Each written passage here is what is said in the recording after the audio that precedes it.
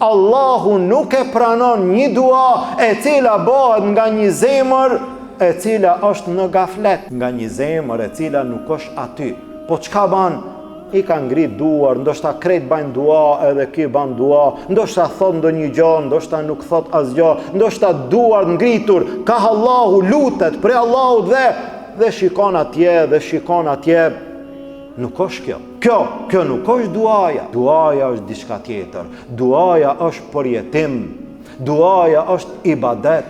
Duaja është sinqeritet. Duaja është kërkesë për Allahut Azza wa Jall në atë shkallë, në atë mënyrë, duke shpresuar dhe besuar që Allahu nuk ta kthen duan mbrapa. Tha pejgamberi sallallahu alaihi wasallam: "Ud'u Allaha wa antum muqinuna bil ijabe." Luteni Allahun në çfarë mënyre? Në atë mënyrë duke qenë bindur se Allahu do ta jep. Tha pejgamberi sallallahu alaihi wasallam: Allahu ja pranon robit duan përderisa ai nuk ngutet. Than, si ngutet ja Rasulullah? Tha, lutet një herë, lutet dy herë, lutet tri herë dhe pastaj pas një kohë thot: jam lut disa herë, Allahu mua nuk ma pranon. Dhe çka ban? E lën duan.